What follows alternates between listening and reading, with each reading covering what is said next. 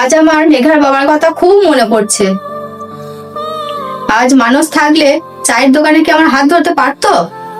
আমি খুব আনন্দে থাকতাম। মেঘা তখন ক্লাস 9-এ পড়ে। সাইকেল নিয়ে স্কুল যাওয়া, সেই কথা ভাবলে সামনে পরীক্ষা, আর আমাকে স্কুলে ফার্স্ট হতেই হবে। মায়ের তো এই মাসের ওষুধ শেষ হয়ে গেছে, কি করে আনবো? আজ যে পাপিয়াও এলো না, আর আমার যে একা যেতে খুব ভয় লাগে। বাবা মা কোনো ছেলের দিকে তাকাতে বারণ করেছে, আবার কথা বলতেও বারণ করেছে। সামনে পরীক্ষা, আজকে আমাকে স্কুল যেতেই হবে। আজকে আবার পরীক্ষার ফিস 100 টাকা জমা দিতে হবে। আসার সময় মায়ের ওষুধও আনতে হবে। আমি ব্যাগটা খুলে দেখি তো 100 টাকা এনেছি তো। আমার কাছে 100 টাকা আছে।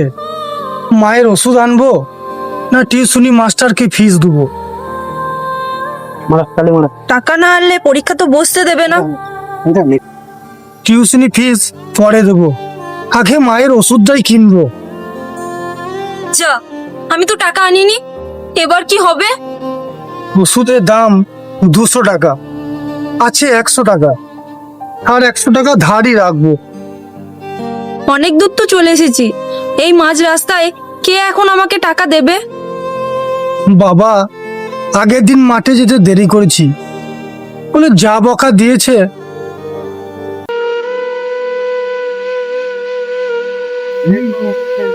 বাবা তোমার জন্য খাবার এনেছি, জল খাবারটা খেয়ে নাও। এত দেরি কি করছিলি?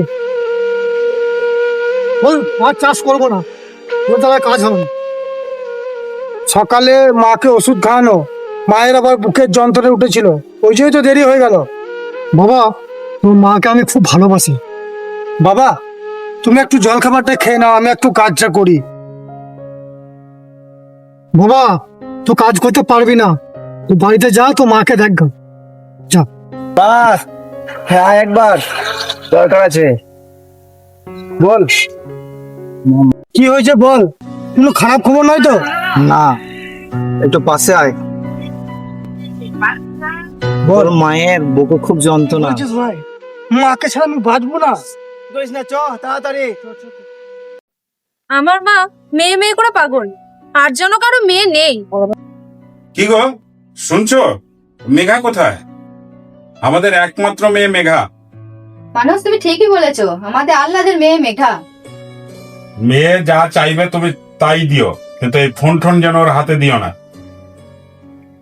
আমাদের বড় মেয়ে তো মামা বাড়ি থেকে আসতেই চায় না। মেঘাকে কিন্তু ভালো করে ঠিকঠাক পড়াতে হবে। আমার অনেক দিনের স্বপ্ন, আমার একটাই স্বপ্ন, যেন ও একটা ঠিকঠাক জায়গায় পৌঁছাস, একটা সুন্দর চাকরি পাক, এটাই। আর মেঘার বিয়ে কিন্তু আমার পছন্দই দিতে হবে। হ্যাঁ গো, হ্যাঁ, সেটা তো হবে। কই গো, আজকে মেঘাকে যে ফিজের 100 টাকা, স্কুলের ফিজের জন্য 100 টাকা দিয়েছিলাম, দিয়ে দিয়েছো তো? এই যা, আমি তো ভুলে গেছি। কি হবে এবার? তোমার খুব ভোলা মন। তুমি একবার যাও না, টাকাটা দিয়ে এসো। হ্যালো, হ্যাঁ, কে? রবি? আরে কি হয়েছে? এই কার? অশোকে? কি বিপদ রে? এই রাখ রাখ রাখ রাখ, দেখ দেখ, আমি যাচ্ছি, আমি বেরোচ্ছি বেরোচ্ছি বেরোচ্ছি। মায়ের আবার বড় অসুখ, ওষুধ একদিন না খেলে বাঁচবে না। কে দেবে এখন 100 টাকা? আমি একবার চেষ্টা করি। কাউকে আশেপাশে দেখতেও পাচ্ছি না, কে দেবে আমাকে 100 টাকা? আমার যে ভীষণ ভয় করছে। আজকে আমার আর স্কুল যাওয়া হবে না। এই দেখো, আমি এই সাইকেলটা নিয়ে একটু এগিয়ে যাই। যা, এই সময় চেনটাও পড়ে গেল। সামনে পরীক্ষা, আজকে আমাকে স্কুল যেতেই হবে। কে আমার সাইকেলে চেনটা লাগিয়ে দেবে এবার?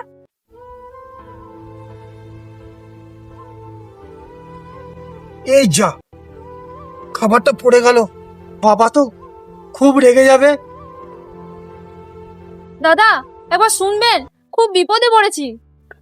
কি বলছেন বলুন। আজ পরীক্ষা, স্কুলের ফিজ 100 টাকা জমা না দিলে পরীক্ষায় বসতে দেবে না। আপনি টেনশন করবেন না, একটু জল খান।